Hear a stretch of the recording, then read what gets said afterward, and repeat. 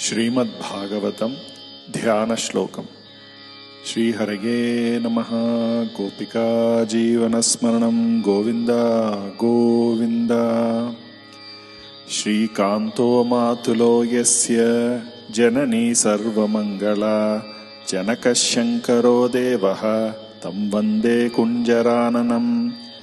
वागीशात्याः सुमनसः सर्वार्थानामुपक्रमे यन्नत्वा कृतकृत्याः स्युः तं नमामि गजाननम्।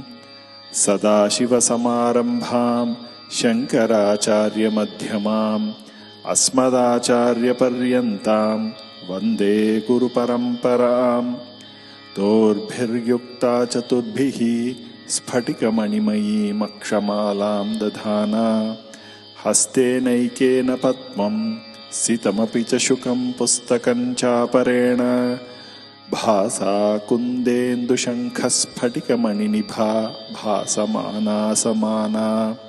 सा मे वाक्देवतेयं निवसतु वदने सर्वदा सुप्रसन्ना। जन्माद्यस्य यतोऽन्वयादितरतश्चार्थेष्वभिज्ञस्वराट् तेने ब्रह्महृदाय आदिकवये मुह्यन्ति यत्सूरयः। तेजो वारिमृदां यथा विनिमयो यत्र त्रिसर्गो मृषा धाम्ना स्वेन सदा निरस्तकुहकं सत्यं परं धीमहि।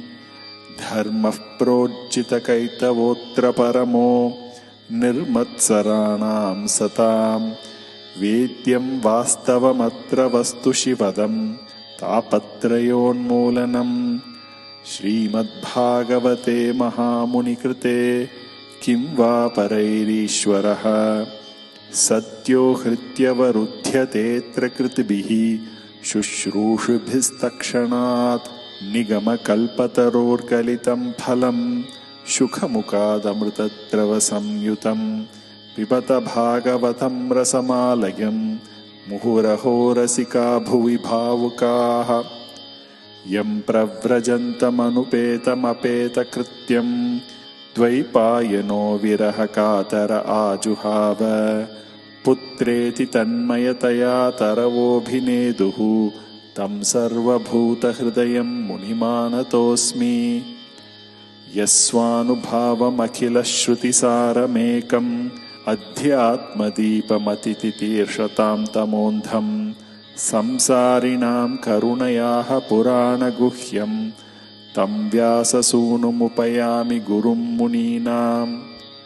नारायणं नमस्कृत्य नरं चैव नरोत्तमं देवीं सरस्वतीं व्यासं ततो जयमुदीरयेत्। कृष्णाय वासुदेवाय देवकीनन्दनाय च नन्दगोपकुमाराय गोविन्दाय नमो नमः। सच्चिदानन्दरूपाय विश्वोत्पत्त्यादिहेतवे तापत्रयविनाशाय श्रीकृष्णाय वयं नुमः। श्रीहरये नमः। गोपिका जीवनस्मरणं गोविन्द गोविन्द।